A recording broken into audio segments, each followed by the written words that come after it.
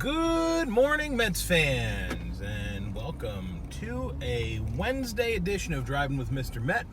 I am Mr. Met, and today could have gone one of two ways. Could have gone really badly, or it could have gone the way it's going to go right now. And that's thanks in no small part to Michael Conforto's heroics last night. The Mets season teetering on the brink. Conforto comes up huge, hits two big home runs, keeps the Mets alive, although on life support. Even I can admit that. But the Mets live to fight another day, and I want to talk about last night's game, a couple of the bits and pieces from it, and also touch on retired jerseys on today's show. I think I'll start getting the Noah Syndergaard stuff out of the way. Last night, Syndergaard got his wish finally, pitching to Tomas Nido behind the plate. And the results were similarly underwhelming when you look at the final line for Syndergaard last night. 5 innings pitched, 10 hits, 4 runs, did strike out 7, but just another very mediocre, very pedestrian outing for a guy who we know has the potential to be better. In his interviews the last couple of weeks, we've heard people ask him, like, what do you think is going on? What's wrong? He jokingly actually called for Dr. Phil to help him figure things out. Interesting, last night on Twitter, someone mentioned that perhaps the struggles over the last few starts are related to his workload on the season, and I never gave it much thought as far as the usage was concerned. But he didn't miss any time this year, right? He has pitched more innings than he's ever pitched before, excluding 2016 because he did get that wild card start, but he's still got one more start to go on Sunday, at least scheduled start at this point. But I'm wondering how much of these late season falters are a result of that workload, that he's never really been pitching this far into the season without missing any time, or at least any significant time. It would also lend itself to the idea that, man, he just can't seem to get out of the 5th inning. He seems to be like running out of gas. Maybe it's related. I never thought about it before. I don't want to make an excuse, but I just feel like all the people who are on the let's dump him camp, we have to remember that he's a damn good pitcher.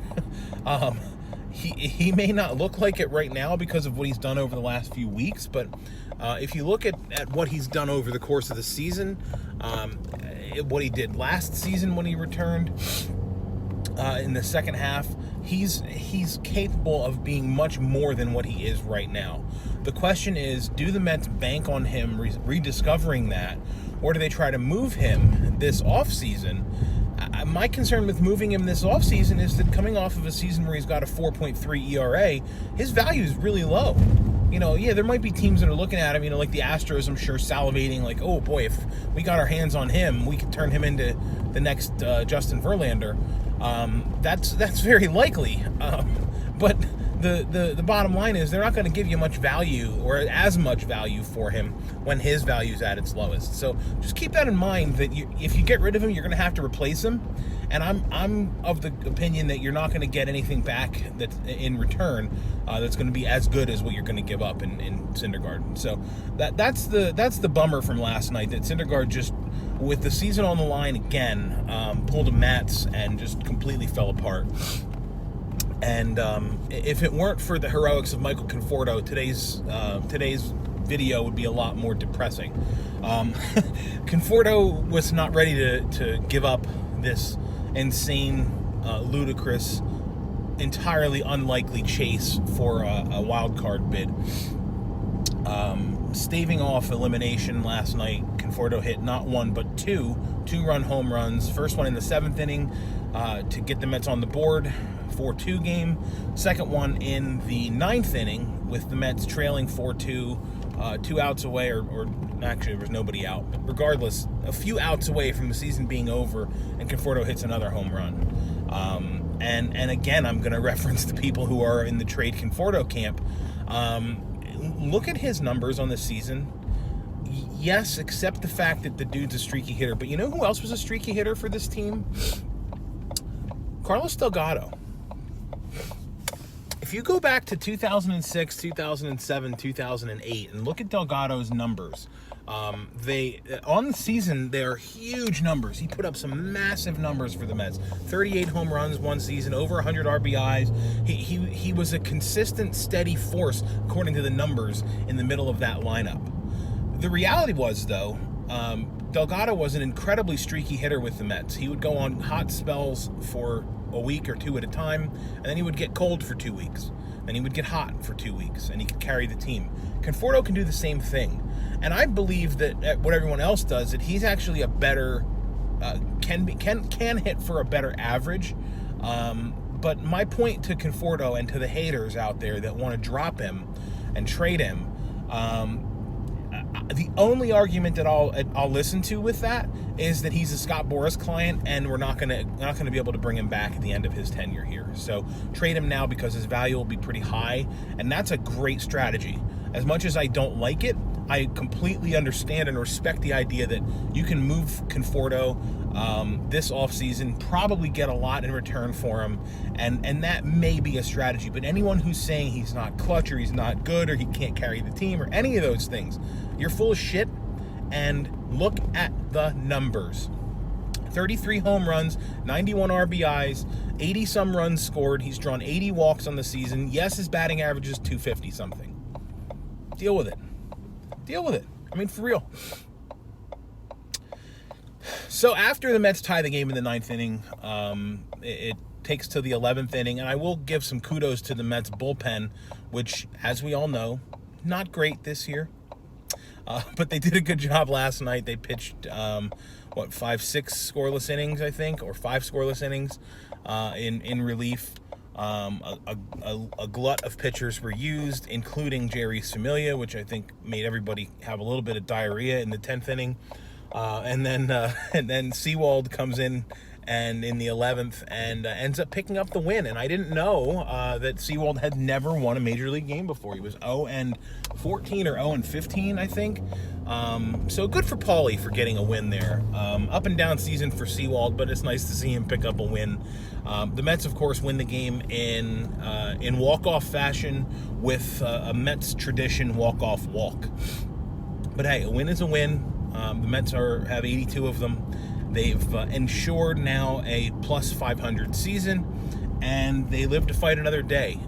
The tragic number for the Mets is 1. So what that means is the Mets cannot lose, and the Brewers cannot win, or else the season is over for the Mets in terms of the postseason. So it doesn't mean that it's not worth watching, though, right? DeGrom pitching tonight, looking to put the ribbon on his second consecutive Cy Young, and again, I think he's going to win it. We've got Pete Alonso to watch over the next 5 games, try and chase down Aaron Judge's record. He needs 2 to tie, 3 to break. We've seen Alonso hit 3 home runs in 2 games. So doing so in 5 is not anywhere out of the question. So there's a lot to look forward to in these next 5 games, including, as I said, tonight with DeGrom on the mound. That's become must-see TV. As one of the best pitchers in the history of the franchise, toes to the rubber, looking for his second straight Cy Young. Wrapping the show up, speaking of best pitchers in the history of the franchise, yesterday the Mets announced that number 36 would be retired in honor of Jerry Koosman, which is awesome. It's probably long overdue. And the funny thing about that, and the thing that I found the oddest about it, was that they didn't do it this year. You know, this year being the anniversary of the 69 Mets, it would have been fitting for Koosman's number to be retired in this season, and it's odd that they're doing it next season. Whatever, it doesn't matter. It's like I said, it's long overdue. I of course never got to see Koosman pitch for the Mets, but I'm 40 years old, so I didn't get to see him pitch. My pitchers were, Gooden and Darling and David Cohn. Those are the guys that I watched growing up. But my dad's told me enough about Jerry Koosman, and I've seen enough and read enough about him to know that he was very much the 1A or 1B to Tom Seaver's 1A. They were really a dynamic tandem at the top of that rotation, and it's awesome to see Kuzman's number getting retired. What's really cool for me about this too, not only the fact that Kuzman's number is being retired, but the thought that now the Mets are going to be a little bit less restrictive about retiring numbers. You know, the old policy seemed to have been like that no one's going to get their number retired unless they're in Cooperstown. And if they lift that ban, if you will, it opens up the door for Keith Hernandez, who, again, I can argue this till I'm blue in the face, should be in the Hall of Fame, but he's not. Keith Hernandez is 17 to be retired. David Wright's number 5, of course, to be retired. Carter's number 8. There's lots of numbers that the Mets could retire, and Kuzman being the first one not in the Hall who played for the team, I think is a great step in the right direction. So good work on that one for the Mets. That's going to wrap it up for today. Thank you for watching. I appreciate it.